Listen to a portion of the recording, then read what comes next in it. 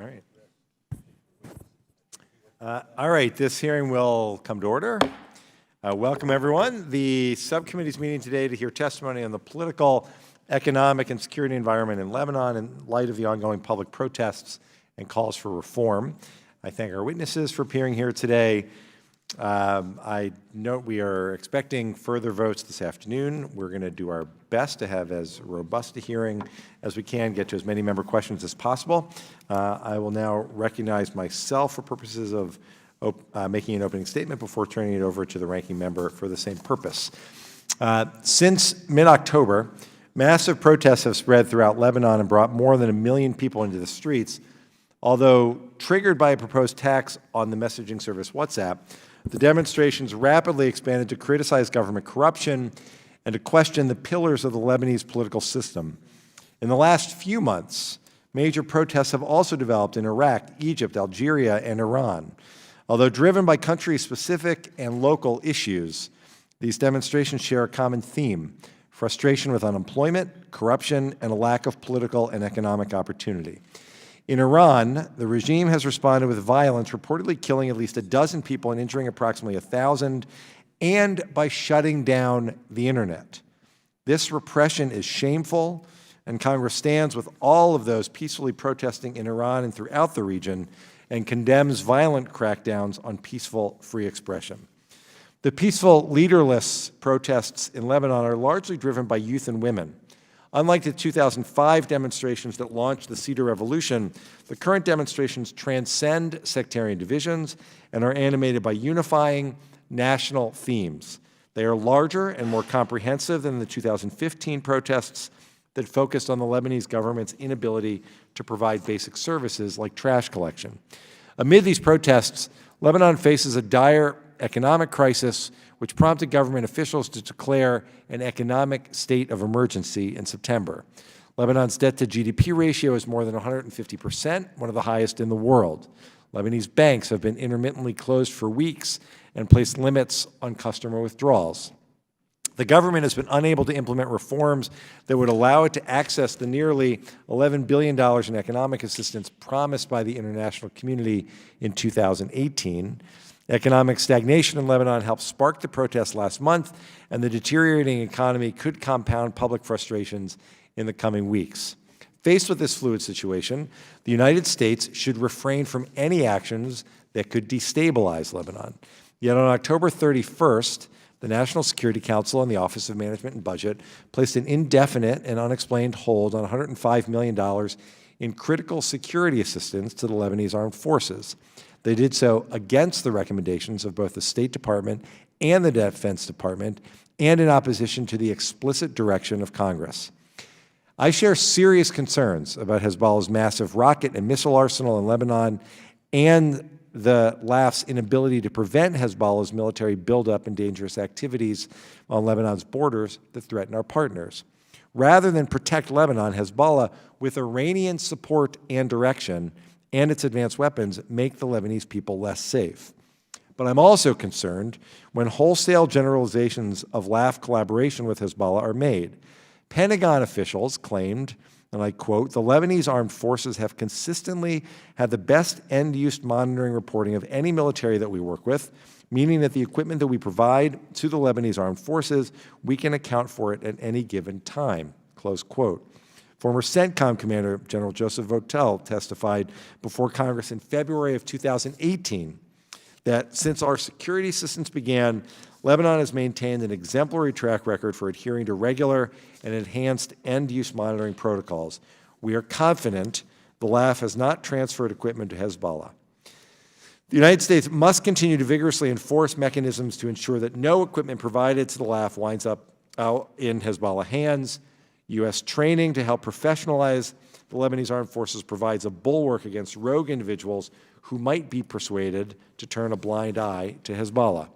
On November 8th, Foreign Affairs Committee Chairman Engel and I sent a letter to the administration raising concerns about the pause in assistance and requesting details by November 15th. The administration has not provided a response.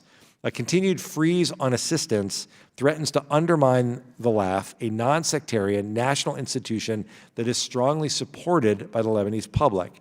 It also weakens the LAF's ability to counter threats to Lebanon's security, including extremist groups like ISIS and al-Qaeda. It also sends the wrong message at a time when many of our partners are questioning our commitment to the region after President Trump's reckless withdrawal from Syria. Slowing the delivery of assistance allows adversaries like Hezbollah and Iran and Syria and Russia to make inroads in Lebanon by raising doubts about U.S. credibility. The administration should release its hold and resume assistance to the Lebanese armed forces, ensuring accountability and the continuation of comprehensive end-use monitoring protocols, which will prevent our rivals from establishing a foothold in Lebanon. Looking ahead, the demonstrators in Lebanon are demanding wholesale political reform, a technocratic and non-sectarian cabinet, a new electoral law, and early elections. The United States should support these goals and discourage any violence against the protesters. However, we must refrain from intervening directly. Excuse me. Protesters have broadly rejected outside support and, given Lebanon's history, remain skeptical of external intervention. We should be clear that these are Lebanese protests driven by a wide array of Lebanese people who want transparent governance, accountable institutions, and a peaceful, prosperous future. I look forward to the testimony of our witnesses, their assessment of the protests, and suggestions for the way forward in Lebanon. And with that, I will yield to Mr. Wilson for his opening statement. Thank you, Chairman Ted Deutsch, for calling this important and timely hearing. For over a month now, the courageous people of Lebanon have taken to the streets demanding an end to the endemic corruption and sectarianism that have paralyzed our country for far too long. In a country like Lebanon, which has been divided, sadly, socially and politically along strict sectarian lines, these recent protests are historic. It is not just a protest of one community against another or one political interest over another. Citizens from all sects, from every corner of the country, have joined in these protests. They are a rejection of the entire political establishment and class. These protests are, in effect, a popular vote of no confidence, not just in the current government, but in the entire Lebanese political system writ large. These unprecedented countrywide protests ultimately led to the resignation of Prime Minister Saad Hariri last month. But this announcement did not quell the protesters. In line with their now famous slogan of, quote, all of them means all of them, end of quote, the people of Lebanon have continued their demands that all of the country's sectarian party leaders resign. What they want is an overhaul of the entire political structure, not the resignation of a single individual. The ongoing protests in Lebanon present both challenges and opportunities for U.S. policy. On one hand, it's difficult to assess exactly what kind of Lebanese government will emerge out of these largely leaderless grassroots protests. What political solution will be acceptable to the people in the streets? How will that affect the U.S.-Lebanon bilateral relationship? How can we guarantee that the malign actors, including Hezbollah, will not exploit a potential political transition to come? On the other hand, these protests offer a major potential opportunity for the United States. The energy behind these protests signal a real desire among Lebanese of all ages to see a Lebanon free of many of the burdens of sectarianism that have held it back so long. They offer a momentum for change in Lebanon that has not been seen since its establishment. These protests also are very troubling for the Iranian oppressors. Taken together with the ongoing protests in neighboring Iraq and also in Iran, it appears the people of the Middle East are beginning to chafe under the yoke of their Iranian oppressors. For the first time ever, we see Shiites in southern Lebanon openly protesting Hezbollah and criticizing its political leaders and allies. Hezbollah has always tried to paint itself as separate from the political class over which it has maintained a stranglehold in recent years. Its leaders and propaganda have instead made efforts to identify the terrorist group with the Lebanese people, not the defunct political establishment. But these protests have put a wrench in the Iranian proxy's designs. Hezbollah leader Hassan Nasrallah played the wrong hand, dismissing protests as a hostile plot by Western and Israeli governments instead of supporting the public outcry. This confirmed to many that Hezbollah is in fact part and parcel of the Lebanese political establishment that cannot be trusted. We can only hope that as this movement progresses, more and more support for Hezbollah diminishes in Lebanon. I look forward to hearing from our distinguished witnesses today about how the United States can facilitate a positive outcome for the people of Lebanon, and specifically what Congress can do in a bipartisan manner. Thank you again, Mr. Chairman, and with that, I yield back. Thank you, Mr. Wilson. I'll now recognize members of the subcommittee for a one-minute opening statement, should they choose to make one. Mr. Sherman, you're recognized. We stand with the people of Lebanon. We stand with the people of Iran. I look forward to working with members of the subcommittee on legislation I'm working on, which I've tentatively titled the Hezbollah Leadership Corruption Disclosure Act, which would use the intelligence community's capacities to determine what assets are owned around the world by Hezbollah leadership and disclose that. Because every villa disclosed, every French chalet disclosed is a nail in the coffin of a violent and corrupt terrorist organization. I yield back. Thank you, Mr. Sherman. Mr. Shabbat is recognized for 1 minute. Thank you, Mr. Chairman. As a former chairman of this committee myself, I've followed Lebanon very closely for some time now. The protests over the last several weeks show that the Lebanese people are fed up with the systematic corruption by the Lebanese government, to the point that protests have transcended sectarian differences. To date, Lebanon has been unable to enact necessary and now urgent, if politically difficult, economic reforms, even with a generous international aid package waiting. Now is an excellent opportunity for Lebanon to actually make those reforms and get its fiscal house finally in order. The protests referred to by our chairman are also a sign that the Lebanese people have had enough of Hezbollah, a completely corrupt organization, which hopefully one day will be cast out by the Lebanese people. They deserve so much better. I yield back. Thank you, Mr. Shabbat. Mr. Pence, you're recognized for 1 minute, should you wish. Should you wish, or we can go to the witnesses. All right. Without objection, all members may have 5 days to submit statements, questions, and extraneous materials for the record. Excuse me. Subject to the length limitation in the rules, and I will now introduce the witnesses. Ms. Carla Umud is an analyst in Middle Eastern affairs at the Congressional Research Service. She covers Syria, Lebanon, and the Islamic State for the Middle East Africa section of CRS's Foreign Affairs, Defense, and Trade Division. Ms. Mona Yacoubian is the Senior Advisor for Syria, Middle East, and North Africa at the United States Institute of Peace. Prior to joining USIP, she served as Deputy Assistant Administrator in the Middle East Bureau at the United States Agency for International Development from 2014 to 2017, where she had responsibility for Iraq, Syria, Jordan, and Lebanon. She previously worked on Middle East and North Africa issues at the Stimson Center, at USIP, and at the State Department's Bureau of Intelligence and Research. Her current research focuses on conflict analysis and prevention in the Middle East. Ms. Yacoubian earned an MPA from Harvard's Kennedy School of Government and a BA from Duke University. Ambassador Jeffrey Feltman is the John C. Whitehead Distinguished Visiting Fellow in International Diplomacy in the Foreign Policy Program at the Brookings Institution and a Senior Fellow at the UN Foundation. From July 2012 until his April 2018 retirement, Ambassador Feltman served as United Nations Undersecretary General for Political Affairs. Before joining the UN, Mr. Feltman was a U.S. Foreign Service officer, focusing largely on the Middle East and North Africa. Ambassador Feltman served as Assistant Secretary of State for Near Eastern Affairs, U.S. Ambassador to Lebanon, and a variety of posts across the Middle East. He is the recipient of 2 Presidential Service Awards and several State Department Superior Honor Awards. And finally, Ms. Haneen Khadar is the inaugural Friedman Visiting Fellow at the Washington Institute for Near East Policy's Geduld Program on Arab Politics, where she focuses on Shia politics throughout the Levant.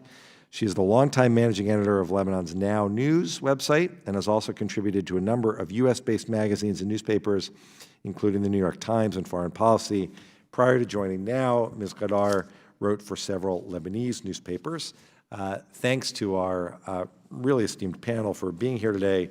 And let me remind the witnesses to please limit your testimony to 5 minutes. Without objection, your prepared written statements will be made part of the hearing record in their entirety. We're really grateful for all of you taking the time to join us. Ms. Umud, you are recognized for 5 minutes. Thank you, Chairman Deutsch, Ranking Member Wilson, members of the committee, for inviting me to testify today about the situation in Lebanon on behalf of the Congressional Research Service. I'll summarize my written statement by speaking briefly about the domestic issues that have sparked the protests, the challenges faced by the main actors in Lebanon, and policy questions for the United States. The resignation of Lebanese Prime Minister Saad Hariri on October 29th followed nearly 2 weeks of nationwide mass protests, described as potentially the largest in Lebanese history. The movement reflects broad dissatisfaction with what protesters describe as government corruption, ineptitude, and economic mismanagement. Protesters have cited the state's failure to consistently provide basic goods and services, including water, electricity, garbage collection, as well as fair access to jobs and educational opportunities. Protester demands include the appointment of a new government of independent technocrats, early elections, a new electoral law, the return of what they describe as looted public funds, and a fundamental change to Lebanon's sectarian-based political system. The outcome of the protest movement will be shaped by decisions made by 4 players, including the protesters, the political elite, the army, and Hezbollah. The protesters face the challenge of sustaining momentum as government formation is delayed potentially for weeks or months. While the movement has been leaderless thus far, protesters must decide whether to risk fragmentation but potentially gain greater influence by selecting representatives that can negotiate with the government on specific policy issues. Lebanese political elites face the task of appearing responsive to widely held political grievances while avoiding concessions that could significantly undermine their hold on power. They may consider the possibility of co-opting or waiting out the movement. They could also attempt to divide it by using loyalist groups to cause disruption and introduce a sectarian element, some of which we have already seen. The Lebanese army must balance pressure from political elites to clear protesters from key roadways and infrastructure against its longstanding reputation as a neutral body and its policy of non-interference in political disputes. Hezbollah has expressed support for some protester demands, while also working to preserve the political status quo from which it benefits. Hezbollah, like other key players, is not necessarily a unitary actor in this conflict. Some Hezbollah supporters have participated in protests, while others have deployed to the streets and targeted demonstrators. Hezbollah seeks to focus the debate around issues such as state corruption and away from core issues such as whether Hezbollah should preserve weapons outside of state control. These actors are operating against the backdrop of a major economic crisis and the risk of the government defaulting on its debt, adding additional urgency to the cabinet formation process. All of this raises questions for the United States regarding how the U.S. should prioritize different, potentially competing policy goals at a time of domestic uncertainty in Lebanon. Successive U.S. administrations have identified several core policy goals for Lebanon. These have included, 1, reducing the influence of Hezbollah and Iran via efforts to strengthen Lebanese state institutions. This includes supporting the LAF's ability to extend state control throughout the country, especially in Hezbollah strongholds in southern Lebanon. 2, strengthening Lebanon's border security and counterterrorism capabilities in light of spillover from the conflict in neighboring Syria and the movement of fighters linked to al-Qaeda and the Islamic State. Finally, preserving stability in Lebanon, and in particular, alleviating the impact of the more than 1 million Syrian refugees currently residing in the country. Congress has appropriated funds aimed at the policy objectives outlined above, while also placing certification requirements on U.S. assistance funds to prevent their misuse or transfer to Hezbollah or other designated terrorist groups. Until now, Hezbollah operations targeting Israel, the infiltration of Sunni extremist groups from neighboring Syria, and social tensions between refugees and host communities had been the primary potential sources of instability in Lebanon. The domestic protest movement, which calls for a fundamental shift in Lebanon's political system, adds a new element. In light of the fluid situation in Lebanon, U.S. policymakers may debate how to best strike a balance between encouraging broad reform, preserving stability, and countering Hezbollah, and how to prioritize these objectives if and when necessary. This concludes my brief remarks, and I look forward to your questions. Thank you, Ms. Umud. Ms. Yakubian, you're recognized. Chairman Deutsch, Ranking Member Wilson, and members of the Middle East and North Africa Subcommittee, thank you for the opportunity to testify on the implications of the current protests in Lebanon. The timing for this hearing is especially important given the dramatic nature of the protests and the challenges and potential opportunities they pose to U.S. interests. I have followed developments in Lebanon over many years and currently am a senior advisor at the United States Institute of Peace. Please note that the views expressed here are my own and not necessarily those of USIP. Since October 17, Lebanon has witnessed historic mass protests, bringing more than 1 million people to the streets across the country. The largely peaceful uprising comes amidst a mounting financial crisis that could bring about a total collapse of the economy. The economy's warning lights have been blinking red for some time. Stagnant growth has prompted mounting unemployment, especially among youth. Lebanon's debt-to-GDP ratio is among the highest in the world. Its fiscal deficit is ballooning, and the country has a severe foreign exchange shortage. Limits on bank withdrawals and concerns over fuel and even food shortages have contributed to a growing sense of panic. In short, Lebanon is on the verge of a catastrophic economic meltdown. The current protests are different from past demonstrations in precedent-setting ways. The protests are decidedly anti-sectarian. Previously, protest movements have been captured by sectarian interests, leading to their demise or provoking greater polarization. Thus far, demonstrators have resolutely rejected efforts to inject sectarian demands or rhetoric into the protests. They are geographically diverse. Marches and demonstrations continue to occur across Lebanon, from the north to the south, from the Bekaa Valley to the coast. Women and youth are at the forefront, playing an outsized role. Themes of civic engagement resonate across the protests. Discussion circles and debates on a broad range of issues occur daily across the country. However, the early optimism of the protests has given way to fears about darker scenarios unfolding. Two looming, dangerous dynamics, if unchecked, can quickly engulf Lebanon in widespread chaos and violence: an impending financial collapse or agitators turning the protests violent. Lebanon's revolutionary moment holds important implications for U.S. national security interests, which are predicated on maintaining Lebanon's security and stability. Should the current protests be overwhelmed by financial collapse, a turn to violence, or both, U.S. national security interests would likewise come under significant threat. Given the stakes, it is critical that the United States proceed wisely and cautiously at this sensitive and potentially dangerous juncture for Lebanon. U.S. engagements should be guided by two key principles. One, engage where the U.S. has a comparative advantage, cultivating institutions that serve as a foundation for vibrant democracy. And two, refrain where the U.S. presence does more harm than good, in particular resisting the temptation to support the protesters directly or transform the protests into a cudgel to use against Hezbollah and Iran. Hezbollah leader Hassan Nasrallah has been unnerved by the demonstrations which have occurred in Hezbollah strongholds, signaling its constituencies' deep discontent over socioeconomic issues. The Shiite militant group has expertly navigated Lebanon's sectarian system to accrue more power with little accountability, raising the slogans of resistance while engineering and manipulating the Lebanese governing system behind the scenes. As a prime beneficiary of the current status quo, Hezbollah would lose significantly should the protesters' demands be fulfilled. A new governance system in Lebanon based on strong civic ideals and responsive, accountable, and inclusive institutions would dramatically undercut Hezbollah's influence. To conclude, I would like to highlight four key U.S. policy recommendations. One, work with key countries to pressure Lebanon's sectarian power brokers for the urgent appointment of a cabinet of independent technocrats to address the impending financial collapse.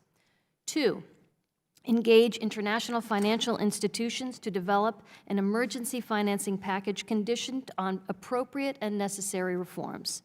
Three, maintain U.S. economic assistance to Lebanon. Lebanon hosts the highest number of per capita refugees in the world, and U.S. economic assistance has played an important role in supporting local communities. And four, unfreeze the $105 million in U.S. security assistance to the Lebanese Armed Forces, the most respected state institution in Lebanon, with strong popular support. Thank you, and I'm happy to take your questions. Thank you, Ms. Yakubian. There is one vote on the floor, and there's about 10 minutes left on the vote. So I think we're going to, if the witnesses can sit tight, we're going to break for a moment, head off to the floor, cast our one vote, and come back for the rest of your testimony and questions. And with that, we will temporarily adjourn.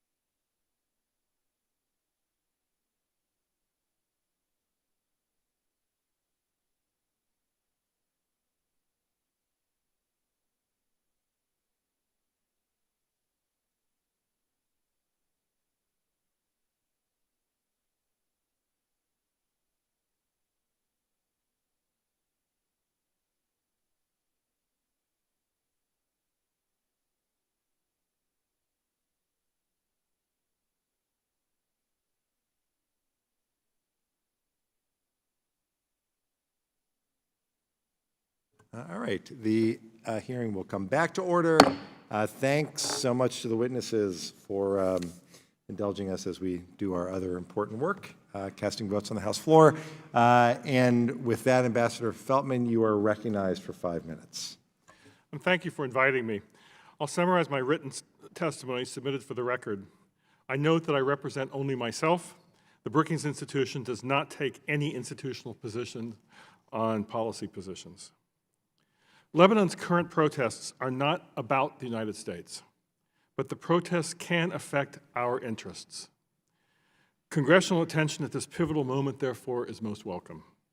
In my view, a realistic U.S. policy for Lebanon has 3 elements. First, undermine Hezbollah's resistance, clean, and anti-establishment narrative, most importantly among the Shia.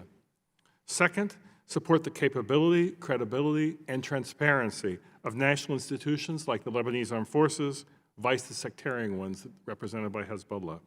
3, prevent Hezbollah, Iran, Syria, or Russia from filling the space, from controlling strategic Mediterranean ports and hydrocarbons. Successful implementation of these elements would help discredit the nonsense that Hezbollah's rockets defend Lebanon, when Hezbollah's rockets are what put Lebanon at risk of war. The current demonstrations by Lebanese disgusted with the status quo politics are more significant, as the other speakers have noted, than the 2005 protest movement against the Syrian occupation. This time, the Shia have joined. Hassan Nasrallah's red line against the resignation of President Aoun or early parliamentary elections ties Hezbollah tightly to the corruption and the cronyism that enrages the protesters. The demonstrators will not forget that Hezbollah deployed thugs on motorcycles to break up the protests by force. Foreign Minister Gibran Bassil, who enabled the expansion of Hezbollah's power by handing the terrorist organization a veneer of Christian cover, is now discredited as the symbol of everything that ails Lebanon. In other words, the Lebanese themselves are now undermining Hezbollah's once untouchable status. Regarding support for national institutions, my second point, U.S. support has contributed to the Lebanese Armed Forces' mostly, but not entirely, restrained professional reaction to these demonstrations. Compare this with how Egyptian or Iraqi or Syrian or Iranian armed forces deal with protests. Among the Lebanese, confidence in the LAF in general is rising, and our assistance made this possible. It is in our interest that this continues. Does this mean that the Lebanese armed forces should try to disarm Hezbollah by force? That would spell civil war. And as we've seen in Lebanon, in Iraq, in Syria, and Yemen, Iran uses civil wars to implant terrorist proxy organizations, and Al-Qaeda and ISIS and their affiliates also exploit the chaos of civil war. Civil war is not in our interest. The U.S. has some legitimate concerns about the Lebanese Armed Forces' performance, but the FMF should resume quickly and publicly, both because of the program's merit in terms of improving the LAF's counterterrorism performance, but also to undermine the Hezbollah, Iranian, Syrian, Russian narrative that the U.S. is unreliable. Mr. Chairman, the Lebanese face choices regarding government formation and policies. And it's happening, as my fellow panelists noted, in the middle of a financial crisis, a severe financial crisis. The United States cannot make decisions for the Lebanese. But given how our interests will be affected by how this evolves, we can clarify the implications of the directions that the Lebanese might be considering. Our message, in my view, should be twofold. That first, the United States can help mobilize the international support that Lebanon needs, but that second, we can only do so if a credible incoming government adopts the effective reforms and anti-corruption measures that are demanded by the protesters. And to attract the investment and the financial deposits that Lebanon needs to prosper and to avoid economic collapse, Lebanese officials will have to, at last, satisfactorily resolve the long-standing contradiction between a citizenry that largely identifies with the West, with policies that tolerate harboring an Iranian terrorist organization and that lean toward an Iranian-Syrian axis. Thank you, Mr. Chairman and members, and I look forward to your questions. Thank you, Ambassador Feltman. Ms. Khadar, you're recognized. Chairman Deutsch, Ranking Member Wilson, and distinguished members of the committee, thank you for inviting me today to speak about my country, Lebanon. This is a summary of a longer statement that I've submitted. The core of the protests are the failing economic conditions and the persistent corruption of the ruling class, but they evolved to target the fundamental issues such as the sectarian system.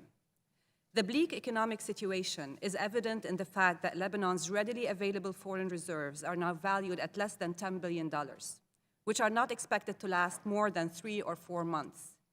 An economic collapse is likely. Only a government made up of independent technocrats can gain the confidence of the Lebanese people and allow the international financial assistance. However, the current parliament, with a pro-Hezbollah majority, and the current president are not allowing it. Hezbollah is worried that a new independent government would be the first step in isolating the party. Successful protests mean that Hezbollah will lose certain entities through which they control country's main security and financial decisions. As Hezbollah is going through its own financial crisis, thanks to the US sanctions on Iran, Hezbollah's reaction has been intimidation of the protesters. But to avoid an Iraqi scenario, Hezbollah is using its influence within state institutions, mainly certain units within the Lebanese army, to quell the protests. The United States has so far provided the Lebanese army with $2 billion since 2006 in military equipment and international military education and training. This aid is the most significant leverage the US has in Lebanon. However, it's not the equipment that Hezbollah needs. It is the LAF's security decisions. Today, the LAF stands at a critical juncture, and 3 main issues are troubling. First, the LAF withdrew from portions of the south and the Bekaa known to be Hezbollah's core areas. It is important to note that the Shia community, that is Hezbollah's main constituency, has joined the protests, which makes Hezbollah extra anxious about losing its support base. As they intimidate the Shia protesters, the army was asked to leave. Second, the LAF started unblocking roads using excessive force under enormous pressure by the authorities. 3, factions within the LAF known to be affiliated with Hezbollah started a wave of unlawful arrests of activists. Some are still detained, while others were released with clear signs of torture on their bodies. 1 has died. You can clearly see the contradicting affiliations within the LAF units. And for example, parts of the military intelligence and the Republican guards that are close to the president are acting to fulfill Hezbollah's agenda. However, there are many army units that are not. These elements will be much needed if violence escalates and the economic crisis deepens. So what can the US do? On the aid for the LAF, continue urging the LAF to protect nonviolent protesters. The United States should reiterate that continued US assistance to the LAF is contingent of safeguarding the protesters. Urge the LAF to protect all Lebanese citizens, including the Shia. Condition military aid to the LAF to ensure that the units within the army which are using excessive force do not benefit from it. It is vital that the US aid to the army does not help units that are violating basic human rights. Eventually, maybe redesign the aid package itself. My reading of the FMF authority is that it's for purchase by foreign governments of defense material, training, and related services. However, the most serious challenge facing the LAF will be salary payments, as the state goes bankrupt very soon. Implications of absentee LAF members include security and ensuring integrity of US origin equipment, making sure equipment does not fall into the wrong hands. Therefore, I would recommend that the committee explore with the state and defense departments a short-term program to cover salary payments for certain units in the case of economy collapse. Domestically, exert pressure on President Michel Aoun to call for immediate parliamentary deliberations and early elections. This current parliament cannot and will not lead required reforms. Sanction Hezbollah's allies. President Aoun, Speaker Nabih Berri, and Foreign Minister Gibran Bassil are not only Hezbollah's main allies, they are also the most corrupt political figures in Lebanon. They need to be held responsible for the country's dire economy and instability. Internationally, work closely with the Europeans to ensure that any stability-related financial aid to Lebanon is not provided unless early elections are called and reforms begin. Finally, address Iran's regional operations. From Iran to Iraq and Lebanon, it has become very clear that Iran is not a factor of stability. Accordingly, any future negotiations with Iran need to address its regional presence and influence. Thank you. Thank you very much, Ms. Kadar. Thanks to all of the witnesses. We will turn to questioning by the members, and I will actually defer to Mr. Wilson to start us off. Thank you, Mr. Chairman, and thank each of you. Each one of you were very perceptive and showed a deep concern for the people of Lebanon, and which many of us associate because of Lebanese Americans are so enterprising and well thought of in our local communities, and so it's particularly distressing to see what should be such a vibrant country have such a dire economic future. With that in mind, Ms. Gadar, there have been attempts to reform the economy and address Lebanon's phenomenal financial distress of a debt service equal to half of the government's revenues. Why have these efforts failed? What reforms should be promoted? Thank you very much for, this is a very important question. The Sadr aid, which was dedicated to Lebanon in 2018, addresses many of these reforms, especially reforms to the electricity sector, which takes a huge number of Lebanon's budget, and also the augmented public sector. It's very clear what reforms can be done. It's all listed in the Sadr aid. I think the problem is that because the political class are so corrupt, they're benefiting from the electricity sector and the augmented public sector. For example, they use the public sector to employ their own supporters who do not do anything. So this is a big deal. These are some of the reforms that can be done. However, the current authorities failed since the Sadr aid in Paris was announced to implement these reforms because they will not benefit from them. On the contrary, they will lose. So that's why they themselves cannot implement these reforms. And Sadr aid is there. It's $11 billion that are ready to be given to the Lebanese state on condition of these reforms. Thank you. And Ms. Jacobian, what do the current protests mean for Iran's primary proxy, Hezbollah? Is there a way that the U.S. can leverage the momentum of these protests to drive a further wedge between Hezbollah and the people of Lebanon? Thank you. Clearly, as I noted in my oral statement and as well in my written testimony, Hezbollah has also been impacted by these protests. These protests, Shia communities have taken part in the protests.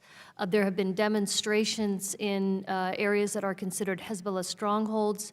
As I note in my written testimony, what was once called the wall of fear surrounding any sort of open criticism of Hezbollah, of Hassan Nasrallah, that there are cracks in that. So that is significant.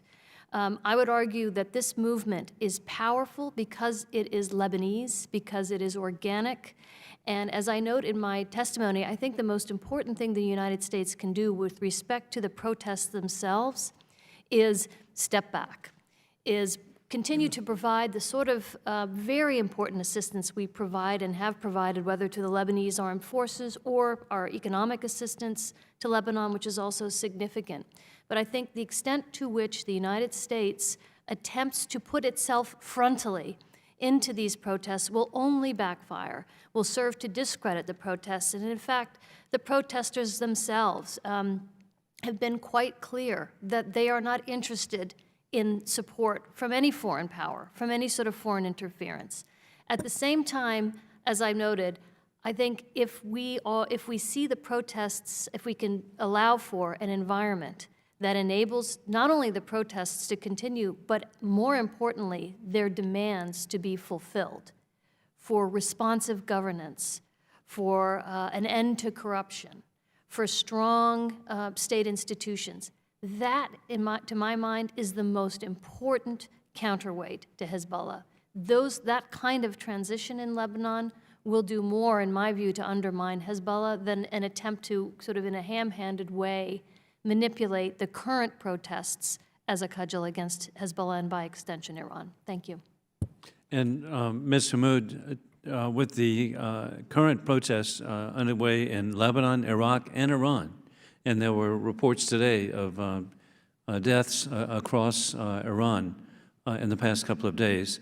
Is this part of a bigger movement, or what is the, how do you contextualize this?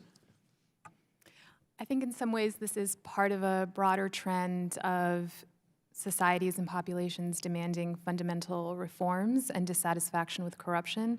That being said, there are specific elements that are particular to Lebanon. The sectarian element is one that is particular to Lebanon, and that's really been a unique factor of this movement. Thank you. And my time is up, and I appreciate the chairman being so magnanimous to let me go first. Thank you. Thank you, Mr. Wilson. And before going to Mr. Watkins, can I just ask Ms. Mahmood, we've heard throughout the day, throughout this hearing, that one of the key demands is an end to the sectarian political system. Can you just give us some perspective on what that system is now that they're protesting against? And then we'll go to you, Mr. Watkins. Sure. The Taif Accords that ended Lebanon's civil war mandated a sectarian system that divides or distributes political power based on religious or sectarian identity. So Lebanon's parliament is evenly divided between Muslims and Christians, and that division filters its way down to the cabinet and into other state institutions. And so what this means is that Lebanese citizens in some ways organize and are mobilized based on their religious or sectarian identity rather than on an issues-driven basis. And that's primarily what the protesters are seeking to address, that rather than a system whereby politicians are able to divide citizens based on identity, that they can identify these sort of cross-sectarian issues that really are common to all citizens, primarily the economy at this point. Thanks. Ultimately, the desire to be viewed as Lebanese citizens rather than Sunni or Shia or Yes. Hezbollah or. Yes. Thank you. Mr. Watkins, you're recognized. Thank you, Mr. Chairman. Thanks to the panel for being here. I would like to ask about the international response, and I'm going to throw these questions to anybody, particularly European, Russian, Iranian response to the protests. What have those been like?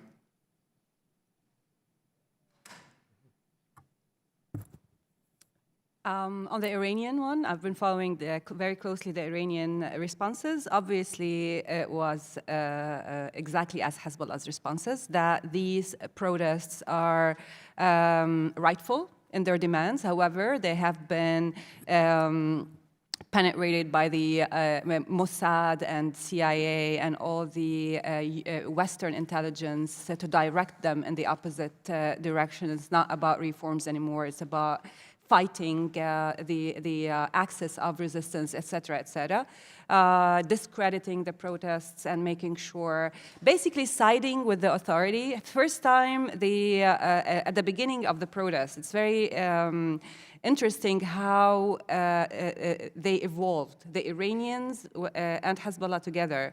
At the very beginning, they said that this government is not going to fall. And for the first time, Hezbollah was wrong.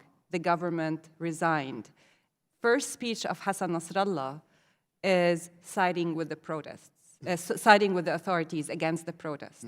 The second speech of Hassan Nasrallah was becoming the authority against the protests.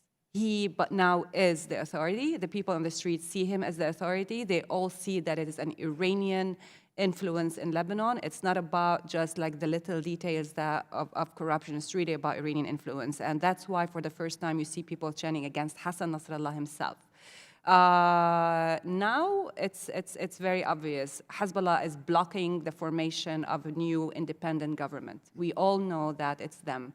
So the Iranians and Hezbollah's position has been the authority that is against the people.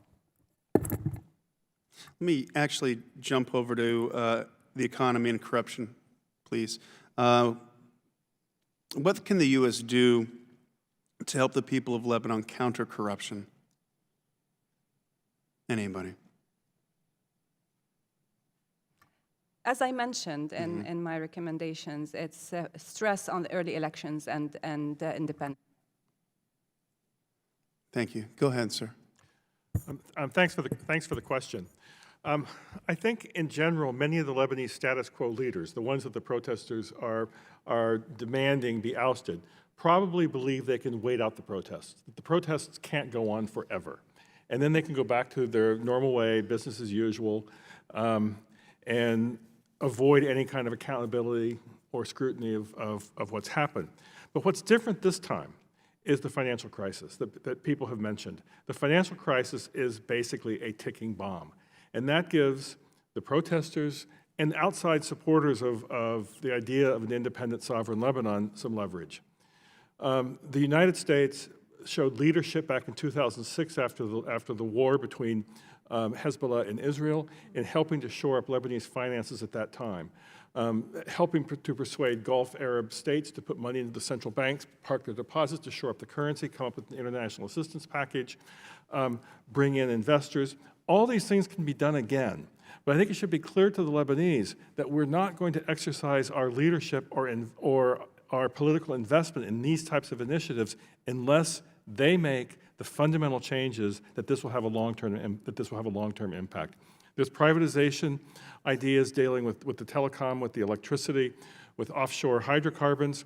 Right now, no one on the street would trust those as actually benefiting the people or providing better services over the long term. So I think that you could put together a package, but the package needs to be linked with fundamental changes inside Lebanon about how Lebanon is going to be governed going forward, and how do you resolve that contradiction between a Western-oriented Lebanon and the fact that they're harboring an Iranian terrorist organization. Understood. One last question. The Lebanese institution, the military, how is the army viewed by the Lebanese people? I'll take an initial stab. I mean, I think the Army is the institution that is most respected by the Lebanese public. It is a cross-sectarian institution. It has, well, I think my colleagues have rightly pointed out areas in which there are elements of the Lebanese Army that have not behaved properly. For the most part, the Lebanese Army has, in fact, conducted itself professionally. It is very well regarded by the Lebanese in polling and other types of instruments to indicate popular support or lack thereof. Understood. Thank you. Can I just add one little thing? Sure. It's really the Army intelligence. There is a huge difference between the Army intelligence and the rest of the Army units. And when you understand this, like the people today see the difference, and the Lebanese still respect the Army, but they do not respect the Army intelligence. Understood. Thank you. I yield.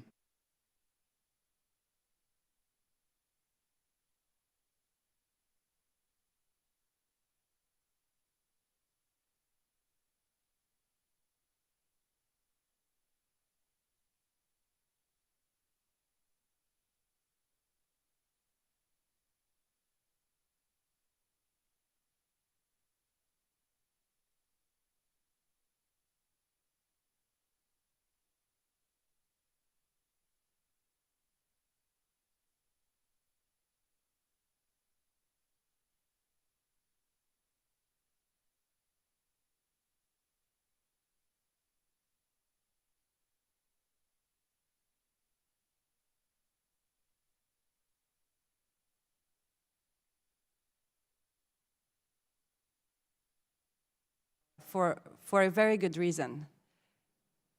The authorities have been looking for leaders to discredit them. They've been looking for leaders to arrest.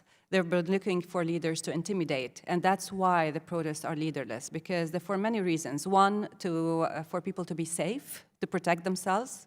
And two, because it's really not about leadership this time. This is a real, movement. It's not like the 2005 trash crisis that started with civil society. It's not like 2005 Cedar Revolution, which was led by March 14 political camp. This is organic. This is pure Lebanese. And a lot of people try to represent themselves as, like the representatives of the protests, the representatives of the revolution. They were all shot down. So this is very important that we need to keep it leaderless, because the objective is not to negotiate with the authorities. The objective is to bring down the authorities. The next step, I think, for the protesters themselves and for a lot of people following Lebanon is the following. The protest itself cannot change anything beyond in terms of avoiding the collapse. The protests can push for change. The first thing that happened, which was an achievement, is that the government resigned. So that was the first step. The second step is when the small sample of elections that we had, which is the syndicates of the lawyers, the independent candidate won. For the first time ever, an independent candidate won. This tells you what the elections can happen.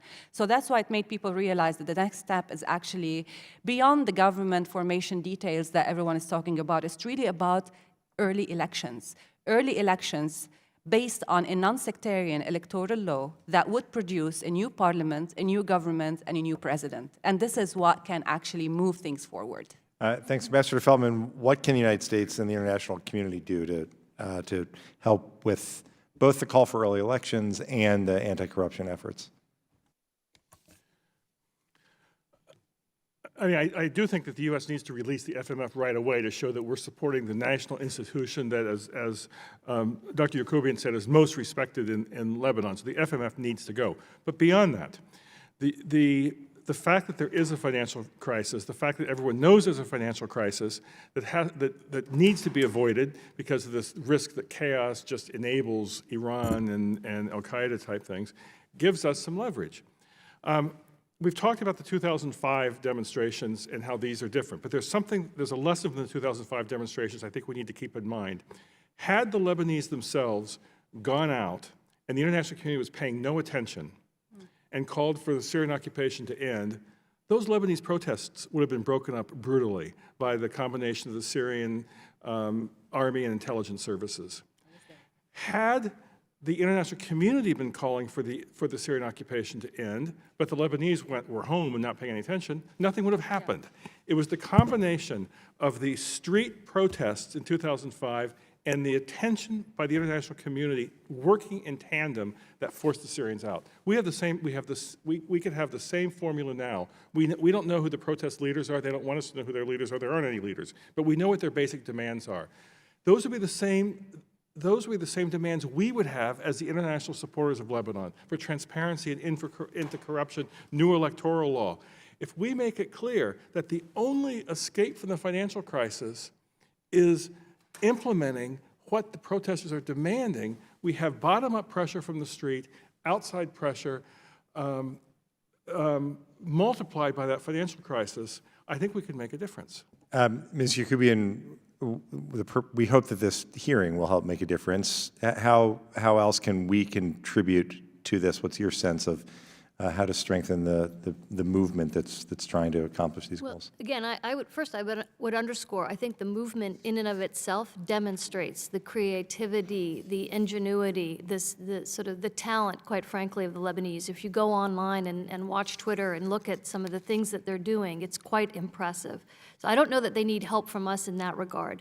I would sort of underscore Ambassador Feldman's point. I think this impending economic meltdown, and that's really what we're looking at, is a real forcing mechanism for action.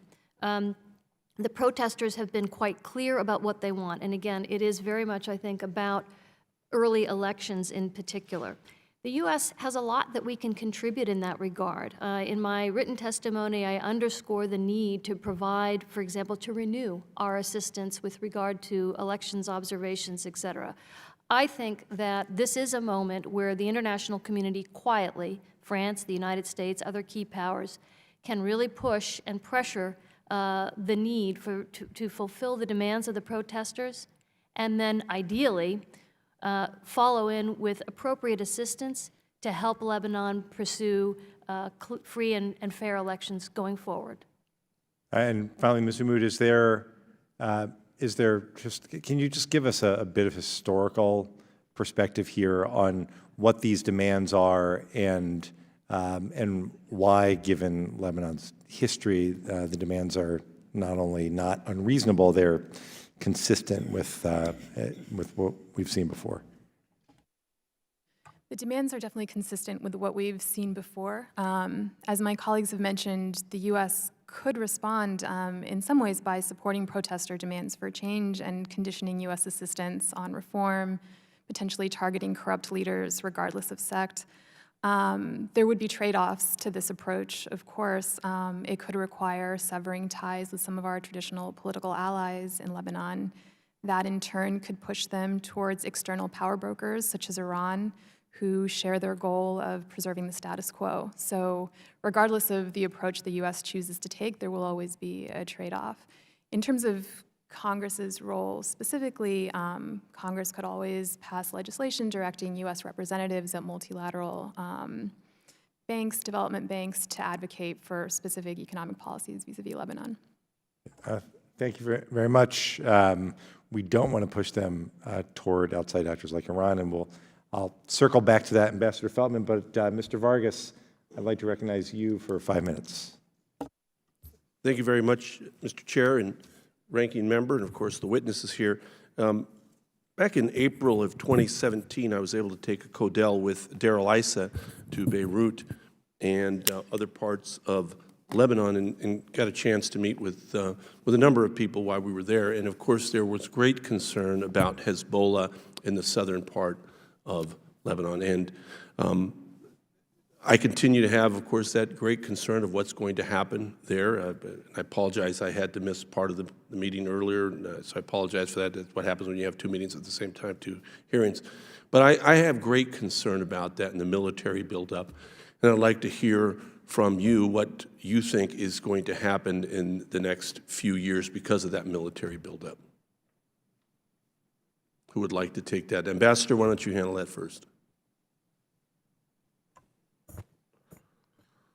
I think that as we saw in 2006, the risk of an unanticipated war between Lebanon and Israel, between Hezbollah and Israel, is always there. It was a devastating war in 2006. At least on the Lebanese side, I was ambassador at the time. It was not anticipated, and that risk is always there.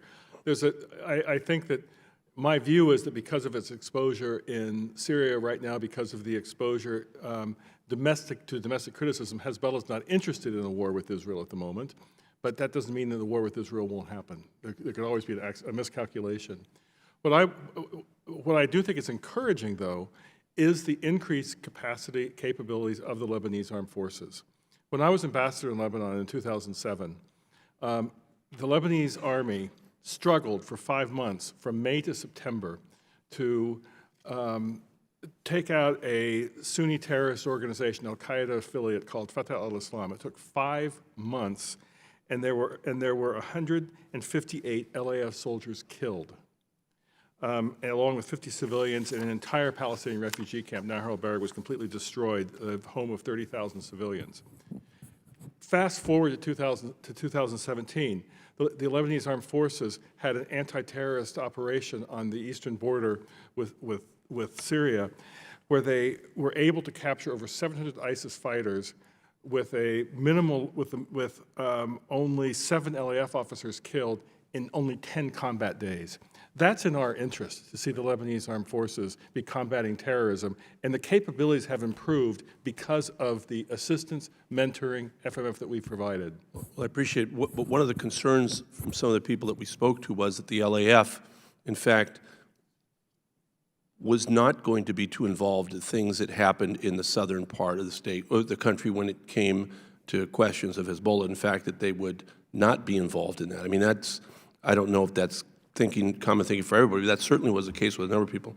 I mean, the Lebanese armed forces does reflect the Lebanese society. Right. You know, every family has relatives at some level in the Lebanese armed forces. The Lebanese armed forces basically tries to stay apolitical in a country where there's very little political consensus about how to move forward. I would argue that if our benchmark for success with the Lebanese armed forces military assistance is that they take on Hezbollah frontally, that's a mistaken benchmark. That causes civil war. And Lebanon's civil war is what gave Hezbollah the opening to begin with. Right. Hezbollah's civil war. No, right. But that was my question, because it seems like when you're talking about the LAF, and I'm asking, what do you think is going to happen in the South? Well, the LAF, the LAF is kind of non-existent. They're a non-issue in the South. I will return to Dr. Gaddi. Doctor, go ahead. As a Lebanese, thanks. I think it's not what's really worrying is I don't think Hezbollah would want the LAF to be involved in the south in case of any war with Israel or others. Like, they don't need the LAF. Hezbollah doesn't need the LAF fighting capacities. They don't need their equipment. They don't need their training. They have what they have more than that. So this is not the issue for Hezbollah. What they need from the LAF actually is the security and military decisions. So their access to certain units and commanders is what they need, is not the LAF itself. So looking forward, I think if we think about it, like, when would Hezbollah want the LAF to be involved and whether they will or not, it's not about capacity, it's really about these decisions. So what I'm worried about looking forward is that there's a potential split between the units. Because as the crisis deepens and the economy crisis deepens, we will see more units moving in different directions, some closer to Hezbollah's agenda, some not. And eventually, when the economy collapses, who is going to pay the LAF salaries? The military equipment and training, which is the U.S. aid, is going to be useless when they don't have salaries. So this is something to think about. My time has expired. Could I take 30 seconds? Thank you very much for the answer. And the last thing I would say is this, so the issue of sectarian identity and the notion that there could be free and fair elections without taking into account sectarian identity, that certainly would go against what I saw while I was there. It would be very, and again, I don't pretend to be an expert. I did get a chance to meet with different groups, and there's a very, very strong sectarian identity. And I don't know that having an election where some of those groups didn't hold on to some sort of power would actually be beneficial. It probably would cut the other way, I'd assume, but I don't know. Again, I'm not an expert, but that did concern me when I heard, to have early elections and have one group win and sort of dominate the politics. I thought, well, that's the old civil war that they had from 1975 to 1990, and we certainly don't want to go back to that. Just one thing I should say. Since then, much has changed. I don't think the issue today is the sectarian identity. When you see the Lebanese in the streets today, how united they are, and how the small elections that we had 2 days ago in the syndicates of the lawyers, what it means, I'm not worried about that. I think things have changed, and it also depends on the nature of the electoral law, because this is everything. Yeah, okay. Thank you very much, Mr. Chair. Thank you very much, Ranking Member. Thank you. Thank you, witnesses. Thank you, Mr. Vargas. We've got just a few more questions if the witnesses will indulge us. Mr. Wilson, you're recognized. Thank you, Mr. Chairman. And indeed, I appreciate the point of view of providing for economic reforms. And then in terms of reforms to the government, technocrats, how do you identify corruption? What would be the definition of corruption? And we'll begin with Hugh Moat and proceed all over. But how do you identify what the definition is of corruption? What are some examples of corruption? And who would you report the corruption to? And is there any independent judiciary or body to which corruption can be reported? Sure. Prime Minister Hariri, before his resignation, did float the idea of an anti-corruption committee. That's something that's been floated before, and we haven't seen a lot of progress on there. One thing that various government officials before their resignation tried to do is this issue of financial disclosure and of lifting banking secrecy on their accounts to sort of show greater transparency on the funding that they have, where it goes. I think there's also an additional issue of the budget, oversight of the budget, and budget auditing that hasn't been fully transparent in the past. I would just add very briefly, one, I think identifying corruption won't be difficult. It's pervasive, it's endemic. It's interesting to note that in a recent Gallup poll, 93% of Lebanese believe that there is corruption around them. The country ranks 138th in the Transparency International poll. So I think the issues really have to do with the ways in which this sectarian system that undergirds things, the families, the ways in which, for example, contracts are guided toward particular families. This is why the garbage crisis came to what it came to, with literally rivers of trash flowing in Lebanon. There has been some interesting research done on the extent to which, even down to the municipal level, even at municipalities, that's where the rubber meets the road in terms of addressing everyday problems, that the corruption is so pervasive that it impedes effective solutions because, again, it's about contracts and business and other things being steered toward favorites. So there's quite a bit of cronyism. And I think from my perspective, we have to be clear. This is an issue and a challenge in Lebanon that we're not going to be able to solve, that the Lebanese will not be able to solve, given even despite the immediacy of the current problem. This is a generational challenge that's going to take quite some time to address. Ambassador. I mean, I think our interest is to prevent a collapse in Lebanon that would enable Iran to deepen its roots, al-Qaeda affiliates to rise up, again in the chaos of civil war, financial economic collapse. That's our interest. And that's linked to the anti-corruption, because the only way you're going to be able to prevent the crisis is to be seen by the population, by investors, by those who would be supporting Lebanon from outside, that you're starting to address the corruption. But our interest is to prevent that collapse in order to prevent the chaos that benefits others. If there is an economic collapse in Lebanon, everybody hurts, but I think Hezbollah probably hurts a little bit less. Just because of their own independent resources and things, and that's not in our interest. So our interest is in anti-corruption more generally, but it's specifically linked to that desire not to see Lebanon collapse, and that's where I think that the financial crisis gives us the opportunity to reinforce and amplify the voices on the street, calling for the type of government that would have the credibility and confidence to start to tackle this. As my colleague said, it's not going to be able to be rooted out overnight. But if you have a government that is seen as credible, competent, independent, you can start to attract the type of investment, the type of return of tourism and businesses that will buy time to allow those reforms to take place. Thank you. Ms. Godar. Thank you. The general definition of corruption is when political figures abuse the state's institutions and resources, right? And creating followers instead of citizens. So what the protests are about today is regaining citizenship and national identities rather than sectarian identities. And that's how what the Lebanese are actually trying to do. Is the moment they become citizens, they are no longer followers, then the corrupt system will be shaken. But for example, that's exactly how Iran took over the state institutions, because Hezbollah protected the cronies, and in return, they got their allegiance. So the president today is Hezbollah's ally, and his son-in-law, the foreign minister, is also Hezbollah's main ally, and the speaker. And they're also, it's not a coincidence that the three of them are actually the most corrupt politicians in Lebanon. So basically, when you target corrupt politicians, you automatically and indirectly contain Hezbollah.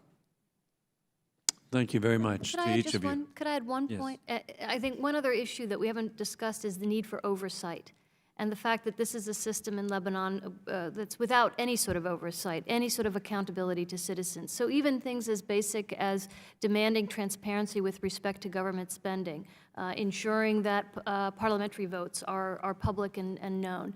There are a number of practices that can be undertaken to begin to shine light, to begin to open up, to begin to allow for more transparency, which is the best antidote to corruption. Thank you. Again, thanks to all the witnesses. Ambassador Feltman, you wrote recently, public support for the Lebanese armed forces is soaring. Why is that the case? How are they perceived by the public, and what would be the consequences if our assistance to the LAF is significantly delayed or terminated?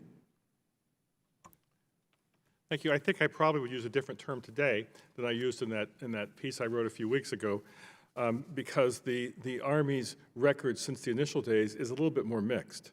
But I believe strongly that the FMF, the assistance that we've given to the Lebanese armed forces over the years, particularly in the increases after the 2006 war, is in our interest. This is not a gift to the Lebanese. This is something that's in our mutual interest, the partnership.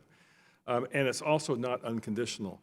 The improvements that I cited on their counterterrorism measures is directly related to the assistance, the training, the mentoring that we've given them. As my colleague to my right said, the Lebanese Armed Forces is probably the #1 most respected institution in the country. That doesn't mean that it is above criticism. It doesn't mean it's a perfect institution. We have seen evidence. We've seen units in these protests that have performed very well, protecting protesters in Beirut. We've seen them stand away, withdraw as thugs beat up protesters in Nabatea in the south, as Ms. Godard mentioned. But the FMF gives us the ability to build the type of partnership, to continue to cultivate the type of partnership where we can have influence on how the Lebanese Armed Forces develops over the longer term.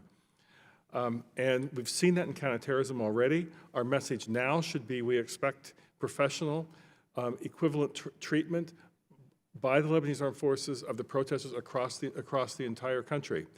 But the most important thing is we're undermining Hezbollah's argument that only Hezbollah can protect Lebanon by helping the Lebanese build a credible national institution in which all Lebanese can be proud. It's undermining Hezbollah's narrative. Hezbollah's rockets, as I said earlier, do not defend Lebanon. They put Lebanon at risk of war. The Lebanese Armed Forces is the long-term defense for Lebanon, and I think it's in our interest that we remain partners with them. The other thing is the Russians want to be there. The Russians will move into a vacuum if we aren't there. The Russians are already supporting General Haftar in Libya. The Russians are already deeply embedded in Syria. Do we really want the Russians to take over the entire Eastern Mediterranean? I would say no, and that reinforces my point. Let the FMF flow now, but flow with the message. Flow with the message about what we expect of the LAF performance during this tense time. I appreciate that, Ambassador Feldman. I appreciate the impassioned plea as we await response from the administration. I hope they're listening to you. The answer to your question is a resounding no. We do not want Russia to have full control of yet another country in the region. And I hope that we'll hear from the administration soon. Let me finish with something that we've alluded to, the witnesses have alluded to, but I want to address straight on.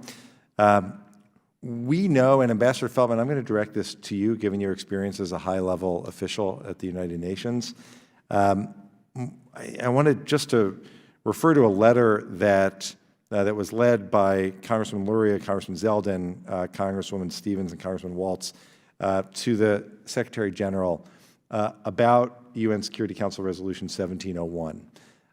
The point, I mean, it's been 13 years now, and 1701 called upon the Lebanese government to extend its sovereignty over all of Lebanon and disarm all armed groups in Lebanon so there will be no weapons or authority other than that of the Lebanese state. UNIFIL was called upon to enforce this, and 13 years later, there are 150,000 rockets pointed at Israel and construction of massive terror tunnels recently discovered as well. By any definition, this has been a failure. So the question is, does it need to be reformed? Does the Lebanese government need more tools? How do we respond? This has been such a productive hearing about the need for us to support the protesters and strengthen the Lebanese government. And then in southern Lebanon, we have house after house after house housing rocket after rocket after rocket, 150,000 when there should be zero, when the Security Council spoke clearly that there should be zero. Do you have thoughts, Ambassador Feldman, on what can be done? I apologize if I sound cynical after my 6 years at the United Nations, but when I look at Security Council resolutions, I realize that the resolutions may have some value into establishing what is a theoretical objective, but if there's no political will for implementation, they count for little. Look at the Libyan arms embargo. The Libyan arms embargo was renewed unanimously in June. All 15 Security Council members supported it, and now many Security Council members are actually shipping arms to warring parties. 1701 and earlier 1559, which was a few years earlier, which called for the dismantlement of all Lebanese and non-Lebanese militias, also has not been implemented. There's been no political will demonstrated, not only by the Lebanese, but by others on the council to hold the Lebanese feet to the fire. There is a briefing on Monday at the Security Council. I thank Ms. Godard for telling me that this is on Monday. And I'm sure that there'll be lots of members that will ask the UN Special Coordinator about 1701. But it requires political will from the outside that this is not just important on the days when the Security Council is meeting, it's important every day. And it requires the Lebanese themselves to start understanding the risks that their country is under because of Hezbollah's weaponry. And I think that that's something these protests have started to underscore. When you have the Shia starting to criticize Hezbollah, you have a whole new situation and a better opportunity to get this message across. I acknowledge, and I'm not surprised by your cynicism. I would just finish by pointing out, I mean, UNIFIL, it's important to remember, is the United Nations interim force in Lebanon. This is not just a question of pass a resolution and hope things happen. There was a process put in place to do it. The process has failed, and as you point out, Ambassador Feltman, Hezbollah, you've now pointed out twice, and I appreciate it, Hezbollah's rockets don't defend Lebanon. They put Lebanon at risk of war. They put the entire country at risk of war. It's a really important point, then you'd like to make one more. If I may, Mr. Chair, Mr. Ranking Member, make one more point on UNIFIL. I was ambassador in Lebanon during old UNIFIL, pre-2006 UNIFIL, little UNIFIL. I was then ambassador, assistant secretary, undersecretary general at the United Nations, watching big UNIFIL. And certainly, just like with the LAF, there's a lot of we could have a lot of questions on performance, on is UNIFIL or the LAF being aggressive enough in implementing its mandate. But there's something I want to point out. The type of operation that Hezbollah launched in 2006, a very sophisticated operation where they used the Israeli military communications channels. They had what sounded like native Hebrew speakers, sounding as though that they were Israeli soldiers talking to each other. They went across the border into Israel and kidnapped and killed Israeli soldiers. That would be very difficult to pull off today because of larger UNIFIL. UNIFIL is not perfect. But UNIFIL, by being in the South, has changed the rules of the game that I think reduced the risks of the accidental war. Before 2006, there was this regular back and forth between Israel and Hezbollah. Hezbollah, to show its resistance credentials, would have these ridiculous firing of mortars into unoccupied parts of Sheba Farms, part of Syria that Israel occupied after the '67 war. And Israel would respond by launching something into Lebanon or vice versa. But there was always a risk that any of these could go haywire. Any of these could lead to a devastating war. Because UNIFIL is so big and so present, even if they're not doing what you and I think they should be doing, they're preventing that type of accidental war. Can I say something? Yes, Ms. Godard. About this, I am from the south of Lebanon. I've lived there until I was 18, and things have changed drastically since then. The Shia going today, joining the Lebanese and starting to criticize Hezbollah is not new. It has been going on since 2006, actually, and Hezbollah has been challenged by the Shia community for a very, very long time. This is not new. This is new in terms of becoming public. And that's the main issue. And one of my main arguments since then is that the rhetoric of the resistance is gone. The people do not want a war anymore. The Shia mainly do not want a war anymore. What they want is actually alternative economic plans.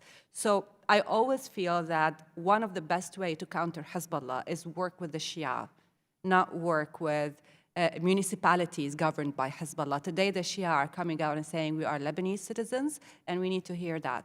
We need to know that they are actually desiring, like they really want to join the rest of Lebanon. Working with local municipalities, like what the U.S. Institutions in Lebanon do, is the worst thing. Not work with local municipalities, definitely not, because these are governed by Hezbollah guys. Work with the Shia, the business community, the civil society, and that's what will challenge Hezbollah the most.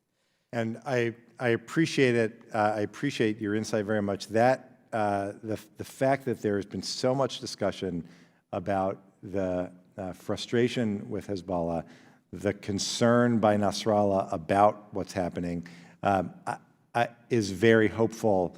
This last point I raise, because even as we go through all of the rest of this, standing with the people of Lebanon as they make these peaceful demands, there are still 150,000 rockets that I think it's fair for us to continue to worry about, whether in the context of a Security Council resolution or these broader conversations. This has been an extraordinary hearing. I'm grateful to all four of you for appearing with us today. The members may have some additional questions which they will submit for the record, and I ask that they submit any questions within 5 business days. And with that, and without objection, the meeting is adjourned.